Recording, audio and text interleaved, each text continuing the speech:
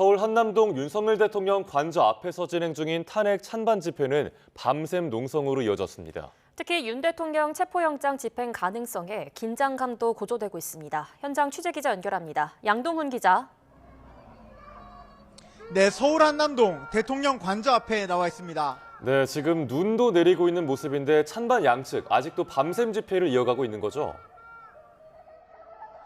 네, 그렇습니다. 이곳 대통령 관저 앞에서는 지난번 체포영장 집행이 무산된 그제부터 밤샘 농성이 이어지고 있습니다. 찬반 양측 모두 추운 날씨에 눈이 내리고 있는데도 집회를 계속 이어가고 있는데요.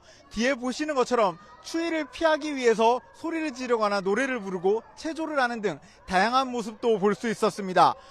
이곳 한남 오거리부터 나인원 한남 사이 구역에서는 윤 대통령의 파면을 촉구하는 집회가 밤새 진행됐습니다. 이들은 공수처와 경찰이 당장 윤 대통령에 대한 체포영장을 집행해야 한다고 목소리를 높이고 있습니다. 탄핵에 반대하는 집회도 이어졌는데요. 찬성 집회와는 조금 떨어진 곳에 자리 잡은 참가자들은 대통령에 대한 체포영장 발부 자체가 무효라면서 목소리를 높이고 있습니다. 경찰은 찬반 측 집회 입하가 직접 만날 경우에 충돌할 우려가 있다고 판단해 차벽과 경찰 인력 등으로 분리해둔 상황입니다. 다만 도로나 지하철역 등 곳곳에서는 양측 집회 참가자들이 언쟁을 벌이는 등 충돌하는 모습이 포착되기도 했습니다. 네, 그렇다면 이 체포영장 집행 시도를 다시 한번 벌일 가능성도 있는 걸까요? 네, 공조본이 법원에서 발부받은 체포영장에는 체포 유효 기한이 6일, 그러니까 내일까지로 정해져 있습니다. 그러니까 영장 재집행에 나서려면 오늘과 내일 단 이틀밖에 기회가 없는 겁니다. 다만 아직 공수처나 경찰 등에서 구체적인 재집행 계획의 세부적인 사항이나 시한 등에 대해서는 밝힌 내용은 아직 없는 상황입니다. 경찰은 그제 체포영장 집행을 막아섰던 박종준 경호처장과 김성훈 경호처 차장을 공무집행 방해 혐의로 입건하고 출석을 요구했지만 거부당한 상황입니다. 경호처에서는 재집행 시도가 있을 가능성에 대비하는 것이 아니냐는 그런 해석도 나오고 있습니다. 실제로 경호처에서 관저 주변에 철조망을 새롭게 설치하는 모습도 포착됐는데요. 공수처와 경찰에서 산길을 우회해 관저에 진입하는 것을 차단하기 위한 것은 아닌지 의심하는 시각도 있습니다.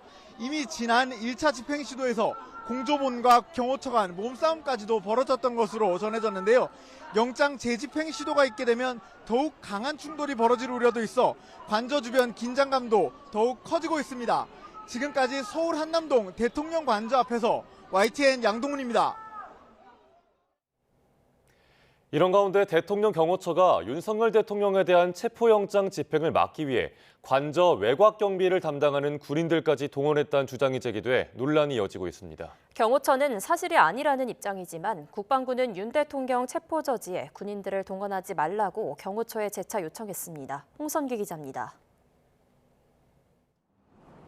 고위공직자범죄수사처는 윤석열 대통령에 대한 체포영장 집행에 들어가면서 처음 맞닥뜨린 대통령 경호처의 저지선에 군인들도 섞여 있었다고 밝혔습니다. 그리고 이 군 병력은 3차 저지선에 다시 합류해 윤 대통령 체포를 막아섰습니다.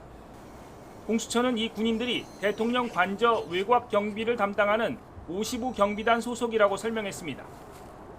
55 경비단은 육군 수도방위사령부 소속이지만 임무의 특수성 때문에 대통령 경호처의 지휘를 받습니다.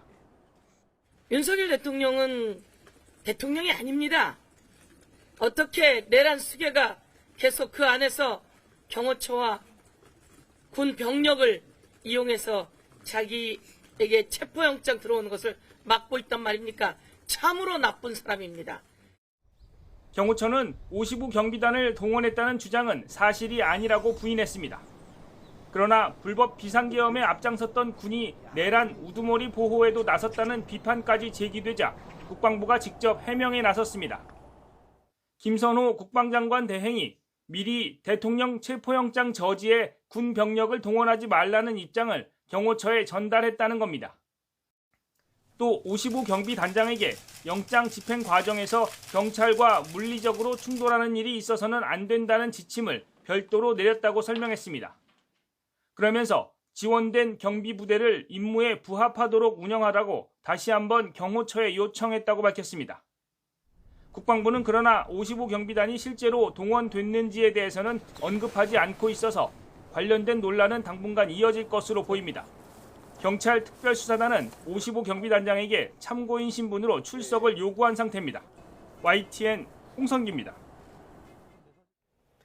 윤 대통령 체포영장 집행을 막아 특수 공무집행 방해 혐의로 입건된 대통령실 박종준 경호처장이 출석에 불응하자 경찰이 2차 소환 통보를 했습니다.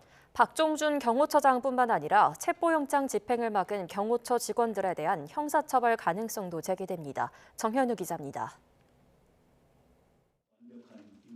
윤석열 대통령 체포영장 집행을 막은 박종준 경호처장과 김성훈 경호처 차장에게 경찰은 오후 2시 출석을 요구했습니다. 하지만 경찰이 통보한 조사 시간 3시간 전, 대통령 경호처는 출석을 거부하는 입장문을 냈습니다. 대통령 경호 업무와 관련해 엄중한 시기라며 경호처장을 비롯한 주요 지휘관은 한시도 자리를 비울 수 없다는 겁니다. 그러면서 가능한 시기에 조사에 응하기 위해 경찰과 협의하고 있다고 밝혔습니다. 공수처와 경찰이 조만간 2차 체포영장 집행을 시도할 가능성을 고려한 판단으로 풀이됩니다. 이에 공조수사본부는 윤 대통령 체포영장 시한인 6일 이후로 재차 출석을 요구했습니다. 경호처장은 7일 10시, 경호처 차장은 8일 10시까지 출석하라는 출석 요구서를 발송했다고 설명했습니다. 경찰은 일단 체증 영상을 분석하면서 영장 집행을 막은 경호처 인력 등을 추가 입건할지 검토하고 있습니다. 일반 공무집행 방해는 5년 이하 징역 또는 1,000만 원 이하의 벌금을 선고받는데 단체로 공무집행을 막은 특수 공무집행 방해 혐의가 적용된다면 형량은 1.5배로 가중됩니다. 집행유예 이상으로 형이 확정되면 공무원 결격 사유에 해당하고 금고 이상의 형량이 확정되면 연금에 불이익도 생기는 만큼 인력을 동원해 영장 추가 집행을 막아야 하는 경호처도 경찰 수사 상황을 예의주시할 것으로 보입니다. YTN 정윤우입니다. 김영현 전 국방부 장관 공소장에 윤석열 대통령이 140번 넘게 언급된 걸로 확인됐습니다. YTN이 확보한 83쪽 분량의 김 전 장관 공소장에는 윤석열 대통령이 모두 141번 등장합니다. 공소장에 따르면 윤 대통령은 평소 사회 곳곳에 암약하는 종북 주사파를 비롯한 반국가 세력들을 정리하지 않고는 대한민국의 미래가 없다는 취지의 말을 자주 했고 김 전 장관도 이러한 말에 적극적으로 동조했습니다. 대통령은 개엄 이틀 전인 지난해 12월 1일 김영현 전 장관을 불러 지금 비상계엄을 하면 얼마나 동원되느냐고 물었고 이후 선포문과 담화문, 포고령 준비를 지시했습니다. 이에 김 전 장관이 대통령에게 관련 내용을 보고하자 야간 통행금지 문구를 빼고는 전부 수정 없이 그대로 승인했다는 게 검찰의 판단입니다. 이후 계엄법에 따라 대통령실을 통해 계엄 선포문을 공고하려고 시도했지만 대통령실 홍보수석과 대변인 등 담당자와 연락이 닿지 않아 공고되지 못한 걸로 나타났습니다. 김용현 전 국방부 장관이 국회에서 비상계엄 해제가 의결된 뒤에도 선관위 병력 재투입을 검토했던 것으로 파악됐습니다. 김 전 장관 공소장에 따르면 김 전 장관은 새벽 2시 13분쯤 곽종근 특수전사령관에게 전화해 중앙선관위에 병력을 재차 투입할 수 있는지 문의한 것으로 나타났습니다. 이에 곽 사령관이 어렵다는 취지로 답하자 군 지휘관들에게 중과부적으로 원하는 결과가 되진 않았지만 할 바를 다 했다고 생각한다고 말한 것으로 조사됐습니다. 이후 윤 대통령은 새벽 4시 26분쯤 비상계엄 해제를 발표했고 이후 열린 국무회의에서 참석자 13명 모두가 합의해 계엄은 해제됐습니다. 윤석열 대통령이 계엄 당시 군인은 모두 비무장 상태였다고 주장했지만 검찰은 계엄에 동원된 실탄의 양이 5만 7천여 발에 이르는 것으로 파악했습니다. YTN이 확보한 검찰의 김용현 전 국방부 장관 공소장엔 계엄군이 소총, 권총과 함께 실탄을 챙겨 현장으로 출동한 구체적인 정황이 담겼습니다. 특히 육군 특수전사령부가 가장 많은 실탄을 가져갔는데 중앙선관위로 병력을 출동시킨 3공수여단과 9공수여단도 실탄으로 무장한 것으로 파악됐습니다. 또 수도방위사령부는 권총과 소총 외에도 저격소총과 엽총, 섬광포금 수류탄 등 다양한 화기로 무장한 걸로 조사됐습니다. 윤 대통령 측은 계엄군이 전부 비무장 상태로 말하자면 실탄 장전 없이 갔는데 총을 쏴서라도 들어가라는 지시가 있었겠느냐고 주장해왔습니다. 법원이 체포영장을 발부한 뒤 윤석열 대통령은 강성 지지층을 향해서만 메시지를 냈습니다. 중도층에는 오히려 반감을 살 수 있는 이 메시지에는 어떤 의도가 담겨 있는 걸까요? 조용성 기자가 짚어봤습니다. 새해 첫날 윤석열 대통령은 지지자들을 자유와 민주주의를 사랑하는 애국 시민이라고 부르며 함께 끝까지 싸우겠다고 말했습니다. 생중계 유튜브로 집회를 지켜본다며 추운 날씨에 건강이 상하지 않을까 걱정된다고 감사와 안타까움도 전했습니다.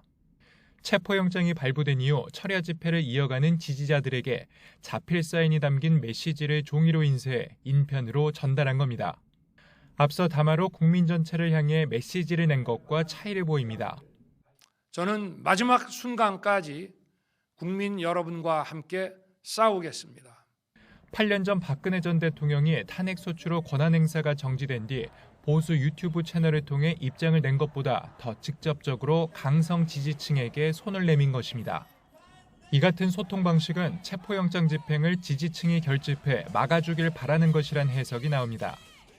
윤 대통령 측 변호인단은 경찰 기동대가 공수처를 대신해 체포 수색영장 집행에 나선다면 직권남용과 공무집행 방해죄 현행범으로 시민에게 체포될 수 있다며 노골적인 적대감을 보이기도 했습니다.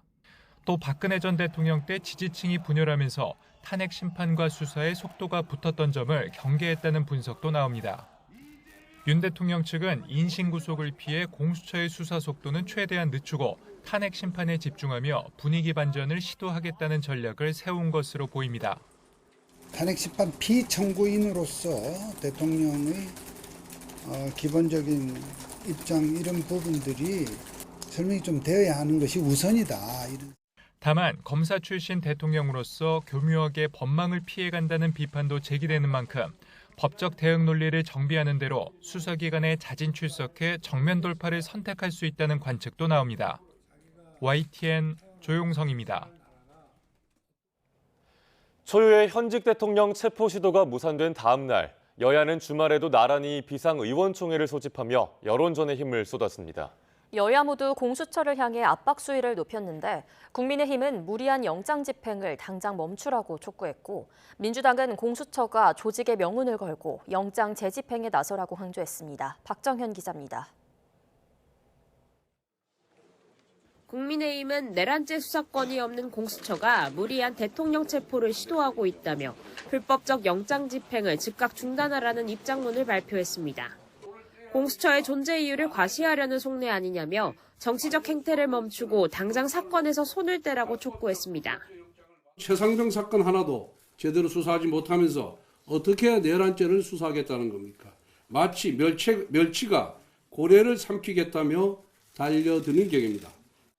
영장 집행 과정에서 군경이 비협조적 태도를 보인 건 하극상이라고 규정하며 공수처의 초법적 행태와 무관치 않다고 질타했습니다. 윤 대통령 측 논리에 편승한다는 지적을 의식한 듯 공수처 비판은 대통령 지키기가 아닌 사법질서 수호라고 거듭 강조했는데 다만 당내 일각에선 자칫 극단적 정치 세력으로 비추어질까 우려하는 목소리도 적잖은 게 사실입니다.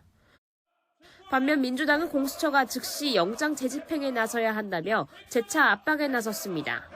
고작 200명의 벽 앞에 공권력이 무너진 상황에 온 국민이 충격을 받았다며 윤 대통령 처벌에 조직의 명운을 걸라고 날을 세웠습니다. 공수처는 국민을 믿고 내란 수계, 체포영장 집행에 즉각 나서기를 촉구합니다. 방해하는 자들은 모두 현행범으로 체포하십시오. 영장 집행을 막은 대통령 경호처를 향해선 제2의 내란이라며 내란 사병을 자초한 책임으로 해체돼야 한다고 맹비난했습니다. 동시에 이번 사태 가장 큰 책임은 최상목 대통령 권한대행에 있다며 지금이라도 경호처의 불법 행동을 제지하라고 요구했습니다. 민주당을 비롯한 6개 야당이 연 기자회견에선 영장 집행을 방해한 박종준 경호처장을 당장 체포해야 한다는 주장도 나왔습니다. 여야 모두 영장 재집행 가능성에 촉각을 기울이며 주말에도 총력전에 나섰는데 체포영장 시한까지 정치권의 긴장감도 이어질 거로 보입니다. YTN 박정현입니다. 더불어민주당 이재명 대표를 살해하겠다며 유튜버에게 협박 전화를 건 혐의를 받는 30대 남성이 불구속 상태에서 수사를 받게 됐습니다. 경기 과천경찰서는 어제 수원지방법원 안양지원에서 열린 A씨에 대한 구속 전 피의자 신문에서 구속영장이 기각됐다고 밝혔습니다. A씨는 발신자 표시 제한으로 민주당 지지자인 유튜버에게 전화를 걸어 이 대표를 살해하겠다고 말한 혐의로 지난 2일 정오쯤 서울에 있는 주거지에서 검거됐습니다. A씨는 해당 유튜버가 평소 이 대표를 지지하는 것이 마음에 들지 않아 협박 전화를 걸었다고 경찰에 진술했는데 실제로 이 대표에 대한 범행을 준비한 정황은 확인되지 않은 것으로 전해졌습니다. 계엄 사태와 탄핵 정국으로 인한 전국 불안이 해소되지 않으면서 정치권에선 지금이야말로 개헌의 적기란 목소리가 힘을 얻고 있습니다. 여러 차례 한계를 노출한 현 대통령제를 개편해야 한다는 주장인데 서로 다른 셈법 속에 여야는 거듭 온도차를 보이고 있습니다. 임성재 기자입니다. 지난해 마지막 날 한자리에 모인 여야 원로들이 화두에 올린 건 개헌 문제였습니다. 다시 찾아온 탄핵 정국으로 5년 단임 대통령제의 한계를 온 국민이 깨달은 만큼 이제는 논의를 넘어 실제 헌법 개정에 나서야 한다는 취지입니다. 개헌과 함께 하는, 그래서 나라의 시스템을 바꾸는 그런 쪽으로 가는 좋은 찬스가 아닐까. 개헌은 좀 늦은 감이 있습니다. 몸에 안 맞는 옷을 지금 오랫동안 괴로워하면서도 그냥 하는데, 이 같은 기류는 현역 정치인들 사이로 확산하는 분위기인데 우원식 국회의장의 새해 메시지에도 개헌은 빠지지 않았습니다. 개헌 자문위를 구성했고 경제, 노동, 민생단체를 두루 만나며 사회적 대화를 위한 틀을 만들었습니다. 일단 탄핵 정국에서 비교적 수세에 몰린 국민의힘은 한 발 빠르게 개헌 주장을 공식화했습니다. 승자 독식의 제왕적 대통령제라고 지적받는 현 권력 구조를 개편해야 한다고 여러 차례 목소리를 높인 겁니다. 전부 아니면 전무 게임인 이 대통령제를 좀 더 많은 국민들의 의견이 반영될 수 있는, 또 상생과 협력을 할 수 있는 이런 제도로의 변경이 필요한 시점이다, 이렇게 저는 생각을 하고, 더 이상 성공할 수 없는 거로 밝혀진 권력 구조인 대통령제를 개선해야 한다는 목소리가 새해 초부터 동시다발로 터져나온 건 역시 같은 맥락으로 읽힙니다.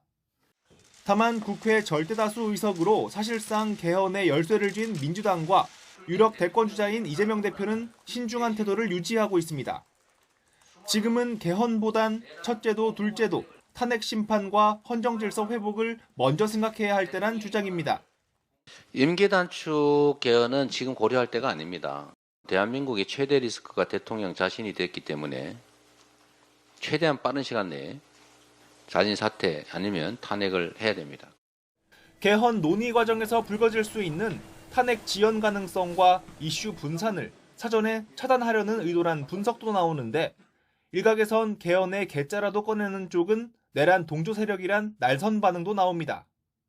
하지만 급한 불을 끄고 8인 체제를 꾸린 헌법재판소가 탄핵 심판 결론에 다다를수록 개헌의 명확한 입장을 밝히란 압박은 한층 더 거세질 거란 전망입니다.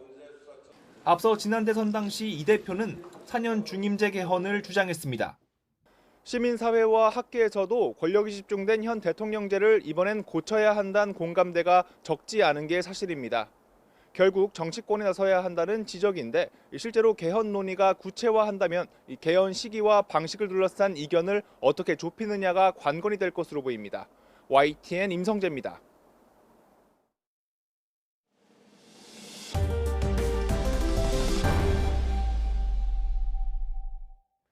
어제는 제주항공 여객기 참사 국가 애도 기간의 마지막 날이었습니다.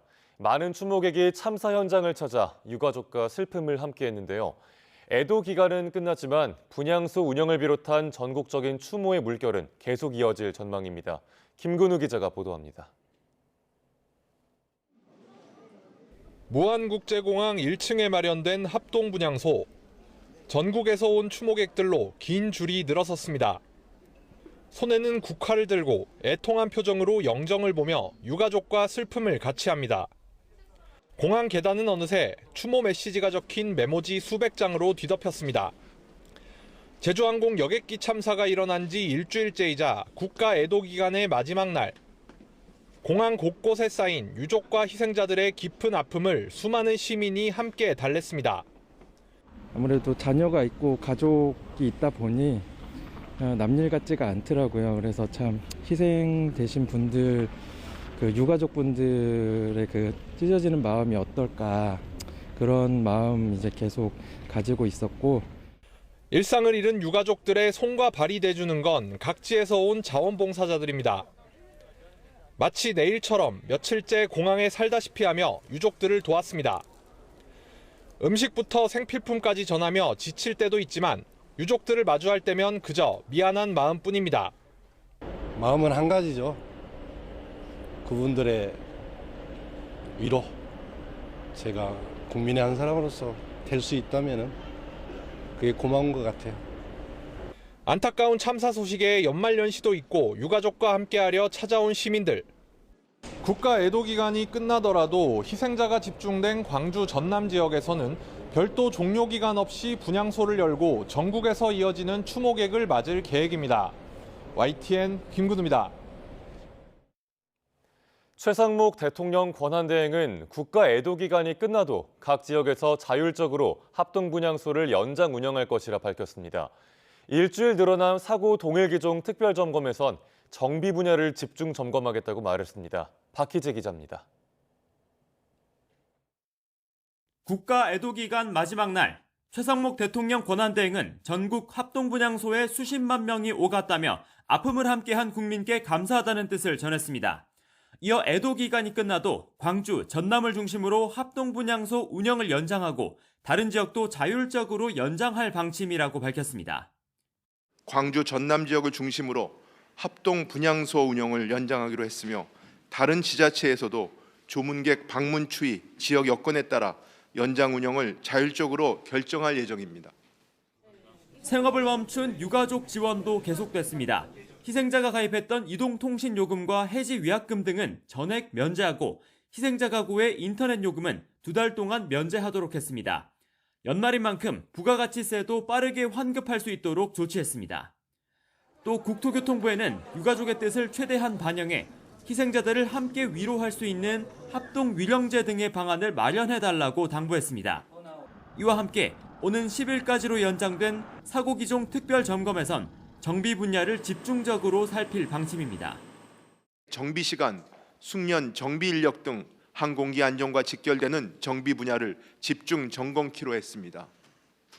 국토부는 점검 결과 발견된 문제점 등은 즉시 시정 조치하고 아울러 항공기 안전 강화를 위해 정비 인력 확충과 안전 투자 확대 등 추가 개선책 마련에 속도를 내달라고 주문했습니다. YTN 박희재입니다. 제주항공 여객기 참사는 유족과 생존자는 물론 국민 전체에 큰 충격을 안겼습니다. 정신건강 전문가들은 진상조사 과정을 투명하게 공개해 유족들을 이해시켜야 하고 그것이 국가적인 트라우마를 회복하는 데에도 약이 될 거라고 강조했습니다. 이문석 기자의 보도입니다. 제주항공 여객기 참사는 유가족들에게 정신적으로 엄청난 상처를 입혔습니다. 감당하기 힘든 고통은 외상 후 스트레스 장애, 즉 트라우마로 이어집니다.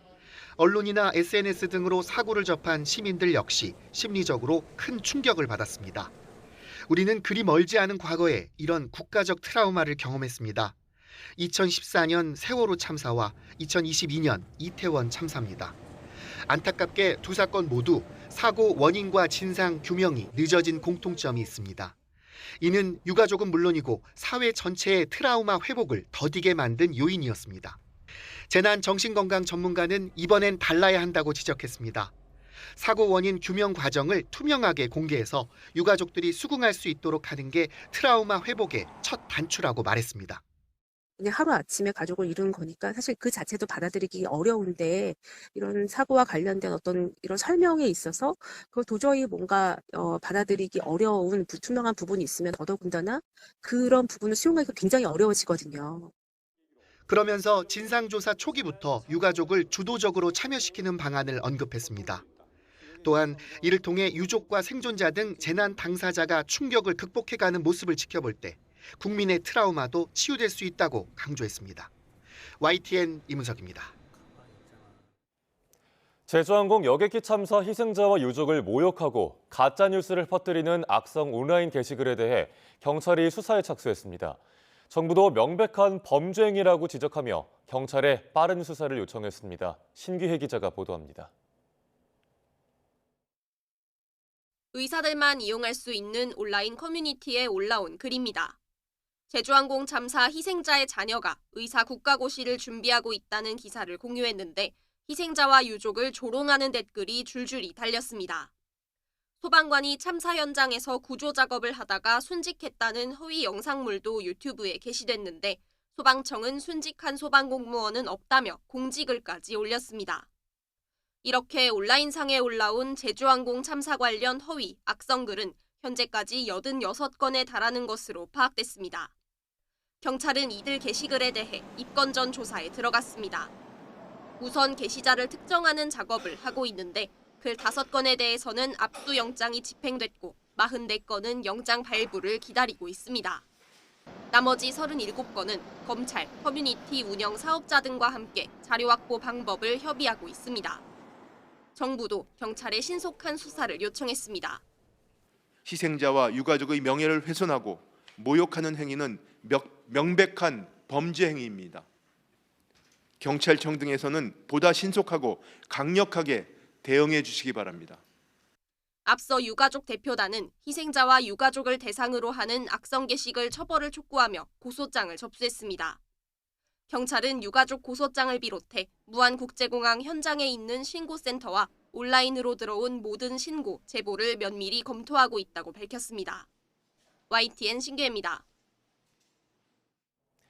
제주항공 참사의 사례처럼 조류 충돌 사고는 심각한 인명피해를 유발하는 만큼 무엇보다 사고를 막는 예방법이 중요합니다. 조류의 움직임을 정밀하게 파악하는 레이더의 보급과 조류의 이동 시각을 반영한 데이터 활용 방법 등이 제기되고 있습니다. 오동권 기자가 취재했습니다. 새들의 이동 모습을 한눈에 확인할 수 있는 레이더입니다. 공항 12km 반경 내 조류의 움직임을 탐지하는 레이더로 야간에도 방향과 속도, 고도까지 추적해 조종사가 미리 대비할 수 있습니다. 현재 미국과 유럽 등 대부분 공항에서 운영 중인데 우리나라는 서산 공군 부대에서만 유일하게 운용하고 있습니다.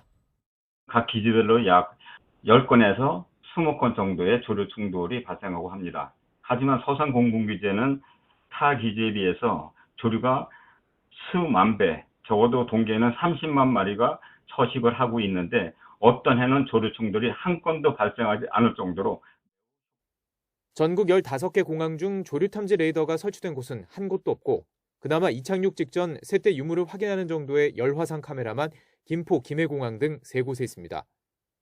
새들이 주로 움직이는 시간 데이터를 활용해 대책을 마련해야 한다는 주장도 나옵니다. 실제로 지난 2009년에서 2010년 사이 버드 스트라이크를 분석한 논문을 보면 오전 8시와 9시에 사고가 몰려 있습니다. 이번 제주항공 여객기 사고 발생 시간도 오전 9시 3분입니다. 일반적으로 낮에 활동하는 조류의 경우에서는 주로 일출 전후해서 그리고 일몰 직전 그리고 전후에 활동성이 상당히 높아지는 경향이 있습니다. 조류의 이동 시각과 사고 데이터의 연관성을 분석한 대응이 필요하지만 데이터가 절대 부족합니다. 2019년부터 지난 상반기까지 전국에서 보고된 조류 충돌 사고 623건도 발생 시각은 공개되지 않아 사고 예방을 위해선 투명한 정보 공개가 우선이란 지적도 나오고 있습니다. YTN 오동건입니다.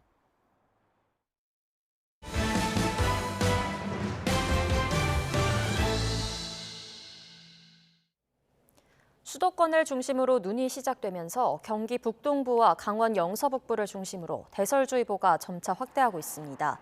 기상청은 파주와 김포, 동두천, 양주 등 경기 북동부에 1에서 3cm의 눈이 내린 가운데 강원 영서북부 지역과 그 밖의 수도권으로도 눈이 점차 확대하고 있다고 밝혔습니다. 기상청은 오늘 강원 내륙과 산관, 경기 북동부에 최고 10cm의 많은 눈이 내리고 서울에도 최고 8cm의 많은 눈이 내리겠다며 대설 예비특보를 발령했습니다. 이번 눈은 오전까지 점차 확대하며 강하게 내리겠고 특히 강원과 경기 일부 지역에서는 시간당 1에서 3cm의 습하고 강한 눈이 예상돼 시설물 피해와 미끄럼 사고에 대한 주의가 필요합니다. 이번 눈은 오늘 오후 늦게나 저녁에 수도권부터 점차 잦아들어 밤사이 대부분 그치겠지만 주 중반에는 서울 아침 기온이 영하 10도까지 떨어지는 등 올겨울 최강 한파 속에 호남 지방에는 또 한 차례 폭설이 쏟아질 전망입니다. 기상이변이 잦았던 지난해 한반도 연평균 기온은 관측 이래 처음으로 14도를 웃돌며 역대 가장 높았습니다. 올해 역시 급변하는 날씨에 대비해야 한다는 전망이 나왔는데 당장 오늘부터 내일까지 많은 눈이 내린 뒤 한파가 찾아옵니다. 정혜윤 기자입니다. 계절마다 난생 처음 겪어보는 날씨. 2024년은 역대급 기록이 쏟아지며 기상 달력을 새로 쓰게 했던 한 해였습니다. 점점 뜨거워지는 지구로 인해 한반도 주변 바다 온도도 달아올랐습니다. 따뜻한 바다는 한반도의 고온의 봄을 가져왔고 여름철 폭염과 열대야는 늦가을까지 이어졌습니다. 급기야 지난해 한반도 연평균 기온은 14.5도로 사상 처음 14도를 돌파했습니다. 기상 관측이 시작된 1973년 이래 가장 높은 기록입니다. 특히 지난해 1년 12달 가운데 월 평균 기온은 평년 수준 아래로 내려간 달이 한 차례도 없었습니다. 전문가들은 한반도에 찾아온 역대급 기온은 전 지구적 온난화에 따른 기후변화가 가장 큰 원인이라고 분석했습니다.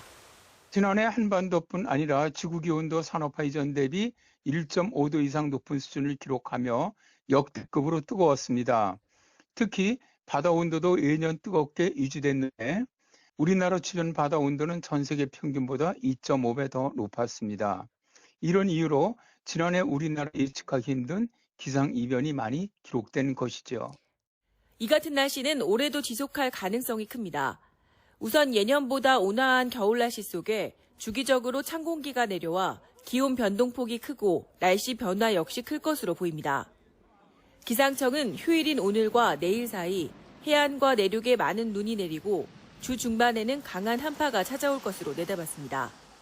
주로 우리나라의 내륙을 중심으로 많은 양의 눈이 좀 특보권에 도달할 수 있는 양의 눈이 내릴 것으로 예상이 되고는 있지만 남서풍이 불기 때문에 기온 변화가 굉장히 관건입니다. 전문가들은 한반도 주변 바다 온도가 높게 유지되는 가운데 한반도 연평균 기온이 지속적으로 올라 온난화가 심해지고 있다며 올해 역시 기상이변에 철저히 대비해야 한다고 지적했습니다. YTN 정혜윤입니다. 전남 신안 앞바다에서 22명이 탄 낚싯배 사고로 3명이 숨졌습니다. 낚시 장소로 가던 배와 암초가 부딪히면서 사고가 난 것으로 추정되고 있습니다. 김범환 기자입니다. 물이 차면서 가라앉고 있는 낚싯배에서 필사의 구조 작업이 펼쳐집니다. 구명환 2개를 몸에 끼고 있던 낚시 동호인이 올라오려 하지만 이내 미끄러지고 맙니다. 배들 앞으로 배들 앞장 안해 이제. 그 사람 어떻게 나요? 신안 가거도 앞바다에서 22명이 타고 있던 9.7톤짜리 낚싯배 사고가 난 것은 오전 10시 25분쯤. 이 사고로 인천과 경기도 안산에서 온 낚시 동호 회원 3명이 숨졌습니다. 또 2명은 저체온증 증세를 보여 병원으로 옮겨졌는데 생명에는 지장이 없는 것으로 알려졌습니다. 22명 승선, 3명 사망, 그다음에 2명 저체온증을 호소해서 헬기로 이송, 17명 총 그다음 이상 없이 구조해. 선원 2명의 낚싯배는 동호인 20명을 태우고 진도 서망항을 떠나 물고기가 잘 잡히는 곳으로 가다가 암초와 부딪히면서 사고가 난 것으로 알려졌습니다.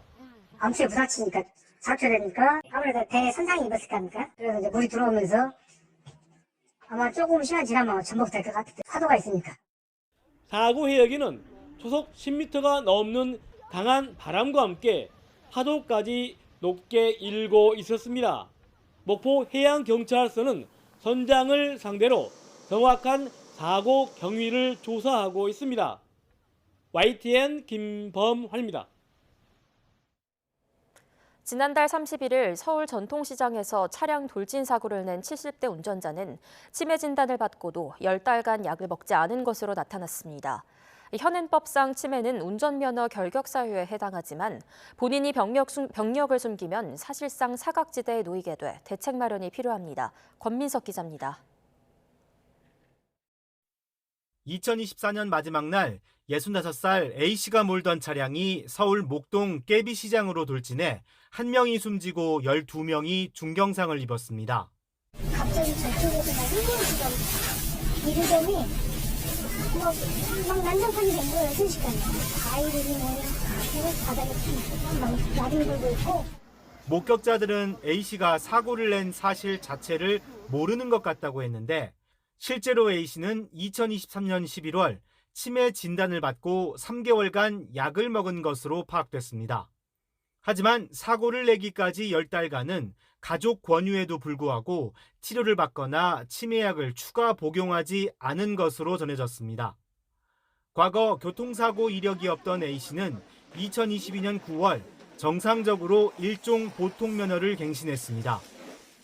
도로교통법은 치매를 면허 결격 사유로 정하고 있지만 운전이 가능하단 전문의 소견을 토대로 적성검사 등을 통과하면 운전할 수 있습니다. 하지만 환자 본인이 병력을 숨긴 채 적성검사를 받으면 교통당국이 사실상 치매 사실을 인지하기 어렵습니다.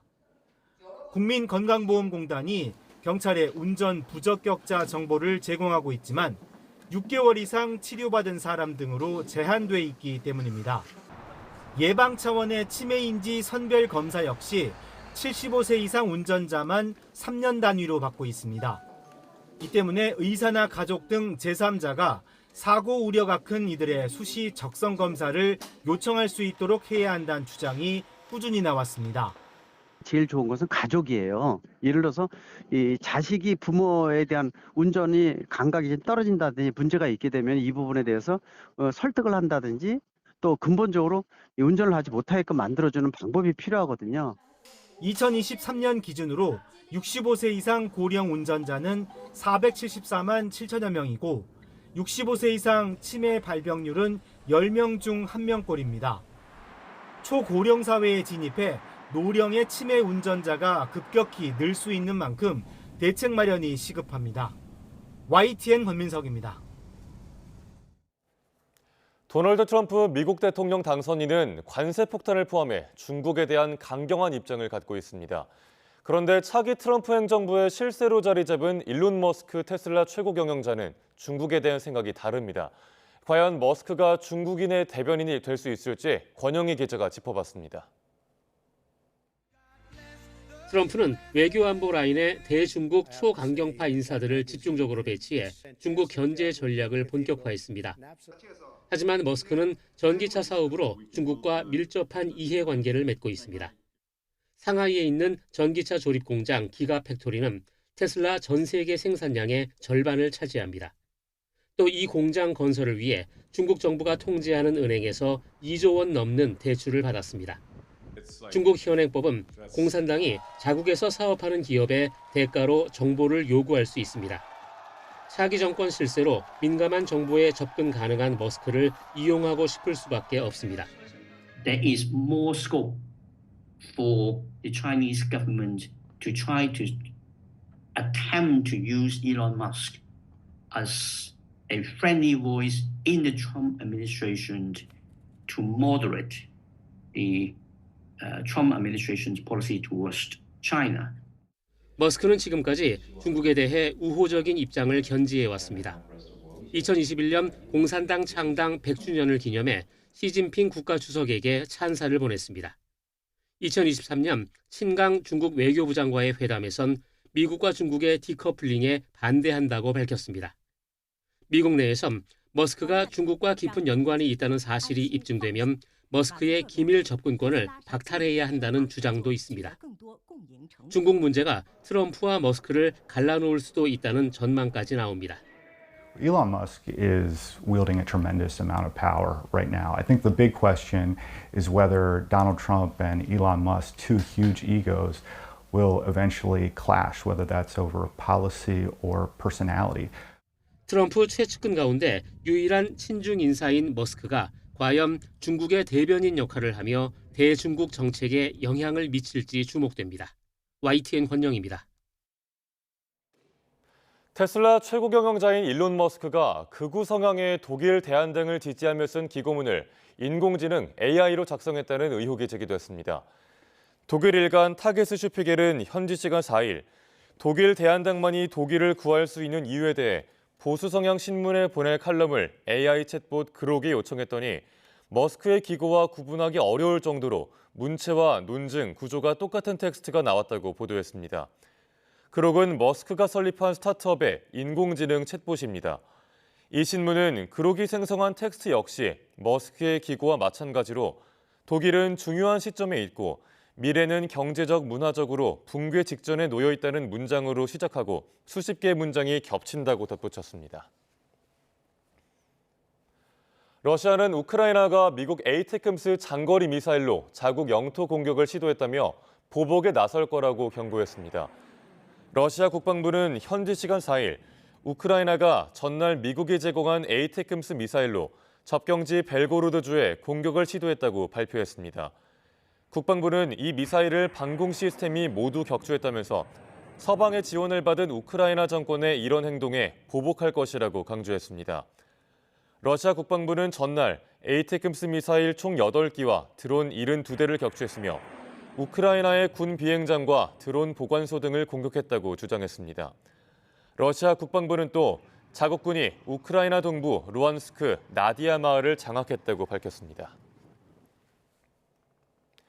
이스라엘의 공습으로 가자 지구에서 또 하루 만에 300여 명이 숨지거나 다쳤습니다. 카타르에서 열리고 있는 휴전 협상은 진전이 없는 걸로 전해졌습니다. 신웅진 기자입니다. 가자시티 동부 알-샤자이아 지역이 이스라엘의 공습을 받아 폐허로 변했습니다. 특히 일가족 14명이 사는 주택이 직격탄을 맞으면서 12명이 숨졌습니다. 14 15 بني ادم فيه طبعا كلهم اطفال نساء ما فيش اي واحد لا يقول لي ضرب صواريخ ولا مقاومه لانه كلهم اطفال جيراننا واحنا عارفين. 이스라엘의 폭격으로 현지 시간 4일 기준 하루 동안 300여 명이 숨지거나 다쳤다고 가자지구 보건부가 밝혔습니다. 남부 칸 유니스와 중부 데이르 알 발라, 가자시티와 북부 자발리아 등 거의 전 지역에서 피해가 발생했습니다. 이스라엘은 하마스 목표물 수십 곳을 공습한 것이라는 주장을 되풀이했습니다.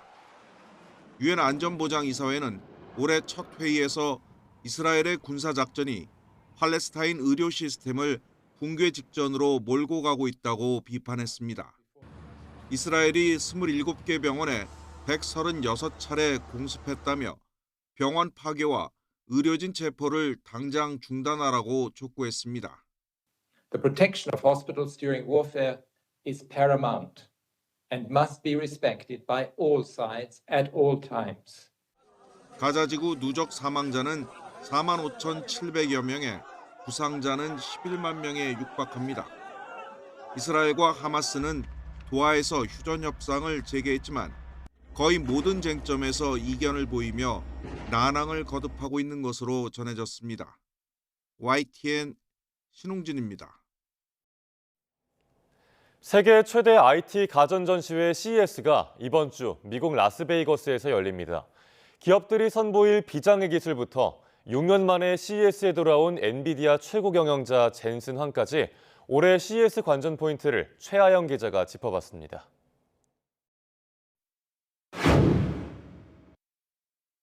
올해 CES에서 가장 주목받는 인물은 6년 만에 다시 연단에 서는 젠슨 황 엔비디아 최고 경영자입니다. 앞서 2017년과 2019년 CES에서 일찌감치 인공지능 시대를 내다봤습니다. Met the GPU and the big bang of artificial intelligence happened. AI 시대의 황태자로 떠오른 젠슨 황이 어떤 청사진을 내놓을지 전 세계 관심이 쏠립니다. 평소 친분이 있는 최태원 SK그룹 회장과 만날지도 관전 포인트입니다.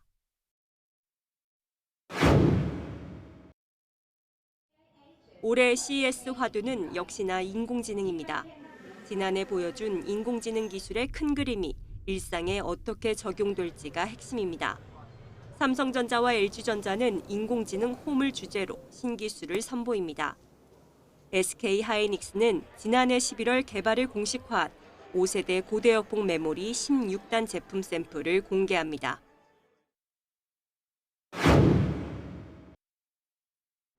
올해 CES 주제는 몰입입니다. 비장의 기술을 뽐내기 위해 160개국 4,500여 개 기업이 참가합니다. 우리 기업은 미국과 중국에 이어 세 번째로 많은 1,000여 곳이 참여하는데 역대 최대 규모입니다. 개막 전 발표된 혁신상 절반가량을 한국 기업이 휩쓸면서 미래의 기술전 시장 CES에 대한 기대감은 더 높아지고 있습니다. YTN 최하영입니다. 올해 프로야구에선 키움 정현우와 한화 정우주, 슈퍼루키들의 신인 왕 대결이 펼쳐집니다. 19살 양민혁은 프리미어리그를 두드리고 프로골퍼 윤이나는 LPGA 신인 왕에 도전합니다. 올해 주목할 스포츠 샛별들 조은지 기자가 살펴봤습니다. 2025년 야구장에 슈퍼루키가 뜹니다. 초등학교 5학년 리틀 야구에서 처음 만나 고교리그와 18세 대표팀까지 엎치락 뒤치락 원투펀치로 활약한 정현우와 정우주입니다. 완성형 투수로 불리는 좌완 정현우는 전체 1순위로 키움 유니폼을 입었고 160km 강속구를 찍으며 빅리그 러브콜을 받았던 정우주는 한화에 합류했습니다. 커맨드와 변화구 구사 능력으로 대한민국의 좌완 1등이 되고 싶습니다. 평균 구속이 150을 넘는 그런 좋은 선발 투수가 되는 게 제 목표입니다. 두산 김태견이 압도했던 지난해와 달리 거물 신인의 치열한 경쟁이 예상되는 올해 프로야구는 1,000만 관중 예감으로 벌써 설레고 있습니다. 축구에선 토트넘 데뷔를 앞둔 19살 양민혁에게 시선 집중입니다. 주장 손흥민의 삼촌 미소를 받으면서 분위기를 익히고 있는데 강원의 준우승 돌풍을 이끈 기세로 런던에서도 주전 경쟁, 나아가 공격 포인트에 도전합니다. 개인적으로 준비는 다 됐다고 생각을 하고 가서도 더 열심히 해서 좋은 모습 보여드릴 테니까.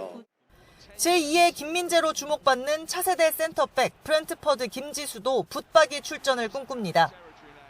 상금과 대상, 최저타 부문 3관왕에 오르며 국내를 평정한 윤이나는 올해 LPGA를 두드립니다. 신인상에 세계 랭킹 1위, 올림픽 금메달까지 포부가 대단한데 지난해 3승에 그친 우리 선수단의 활력소가 될 걸로 기대됩니다. 세계 랭킹 1위를 꼭 해보고 싶고 또 가능한 길게 1위를 유지하고 싶은 마음입니다. 2025년 푸른 뱀의 해, 허물을 벗고 매번 성장하는 뱀처럼 선수들은 매일 자신과 싸우며 스타 탄생을 준비하고 있습니다. YTN 조은지입니다. 세계적인 K-팝의 인기엔 노래에 맞는 톡톡 튀는 안무도 한몫을 하고 있습니다. 하지만 안무의 경우 저작물이란 인식이 상대적으로 부족한 실정입니다. SCS 서경방송 남경민 기자입니다. 한국을 대표하는 댄서이자 안무가인 리아킴 씨. 트와이스와 마마무, 선미 등 유명 가수들의 곡안무를 만들어 명성을 쌓았습니다. 또 댄스 경연 방송에도 출연해 대중으로부터 큰 사랑을 받았습니다. 세계적인 K-팝 열풍과 대중적 인기에 힘입어 댄서와 안무가들이 주목받기 시작했지만 업계 처우는 여전히 열악한 편입니다. 안무는 음악, 영화 등과 달리 여전히 저작물이란 인식이 부족한 상황입니다. 이 때문에 불합리한 보상을 받거나 저작권 침해를 당하는 경우도 잦습니다. 안무 저작권을 받을 수 있다라는 것도 한 번도 생각해 본 적도 없고, 그리고 관례적으로 연예기획사에서도 당연히 이거는 저작권이 그동안 없었고. 이런 상황을 개선하기 위해 한국저작권위원회가 안무 저작권 보호장치 마련에 나섰습니다. 다소 모호했던 안무와 무용의 개념을 재정립하고 안무 저작자 결정 방법을 제시한 겁니다. 또 안무 이용자들과 창작자들이 저작권 제도를 쉽게 이해하고 활용할 수 있도록 안무 저작권 안내서도 발간했습니다. 향후에도 안무에 대한 이용 허락에 대한 내용이라든가, 그리고 그 안무가들에게 어떻게 저작권을 행사할 수 있는 구체적인 방법. 업계에서는 이번 논의가 안무 저작권 제도와 정책을 구체화하고 안무 창작 생태계를 만드는 계기가 되기를 희망하고 있습니다. SCS 남경민입니다. 방광암은 조기에 발견하면 완치율이 90%를 넘지만 때를 놓치면 인공 방광을 이식하거나 소변 주머니를 차야 해 환자의 불편이 큽니다. 국내 연구진이 기존의 소변 검사법으로는 진단하기 어려웠던 초기 방광암을 진단할 수 있는 새로운 진단 기술을 개발했습니다. 이성규 기자입니다. 국내 연구진이 개발한 방광암 조기 진단 키트입니다. 환자의 소변 시료를 진단 키트에 작은 용기 안에 넣고 기름을 추가합니다. 이후 소형 광학 장치 안에 시료를 넣고 30분 후 스마트폰으로 샘플 용기를 촬영해봤습니다. 그러자 방광암 환자의 소변에서는 아래 물층에 있던 형광물질이 위에 기름층으로 올라옵니다. 반면 정상인의 소변에서는 형광물질이 아래 물층에 그대로 남아 있습니다. 핵심은 방광암의 생체 지표인 특정 효소에 의해 분해되는 하이드로겔 필름에 있습니다. 방광암 환자 소변 속의 특정 효소가 하이드로겔 필름을 분해하면 필름 속 물에 뜨는 성질의 형광물질이 기름층으로 올라오는 원리입니다. 지금도 소변을 이용한 방광암 진단 키트는 존재하지만 조기 방광암 진단은 어렵습니다. 소변 안에 방광암을 표시하는 생체 지표의 양이 너무 적고 방광암의 주된 증상인 혈뇨와 같은 불순물이 진단을 방해하기 때문입니다. 연구진은 기름과 물이 분리되는 성질을 이용해 이 같은 문제를 해결했습니다. 저희는 물층과 기름층이라는 그 이중층을 이용해서요. 불순물 같은 것들은 소변인 물층에 남아있고 신호를 내는 그 물질들은 기름층에만 깨끗하게 낼 수 있도록 하는 그런 기술을 개발했습니다. 또 방광암 생체 지표인 특정 효소는 반복 반응을 통해 형광 신호를 증폭할 수 있어 극미량만 있어도 진단할 수 있다고 설명했습니다. 연구진은 고려대 의대와 함께 진행한 임상시험 결과 진단 정확도 88%라는 긍정적인 결과를 얻었습니다. 내년에는 바이오 벤처를 창업해 소변용 방광암 조기 진단 키트 상용화에 나설 계획입니다. YTN 사이언스 이성규입니다.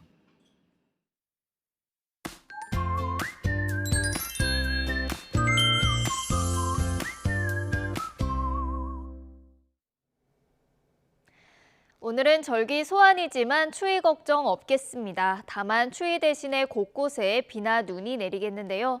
이미 강한 눈이 내리고 있는 경기 북부와 영서 북부에는 대설주의보가 발효 중이고요. 눈은 오전 사이에 그 밖에 전국으로 점차 확대하겠습니다. 앞으로 강원 내륙과 산간, 경기 북부와 남동부에는 최고 10cm의 폭설이 쏟아지겠고요. 서울과 충북 북부, 경북 북부 내륙에도 최고 8cm의 많은 눈이 내리겠습니다. 특히 경기와 영서에는 오전까지 시간당 1에서 3cm의 습하고 강한 눈이 집중되겠는데요. 시설물 관리와 안전사고에 주의하셔야겠습니다. 오늘은 어제보다 추위가 한결 덜하겠습니다. 현재 서울 기온은 0.5도, 대구는 영하 3.6도를 보이고 있습니다. 낮 기온도 어제와 비슷하거나 조금 더 높겠는데요. 서울이 5도, 대전이 7도, 광주는 8도, 대구는 9도, 부산은 11도로 예상되고 있습니다. 주 중반에는 영하 10도 안팎의 강추위가 찾아오겠고요. 추위 속에 충남과 호남에는 폭설이 쏟아질 전망입니다. 날씨 정보였습니다.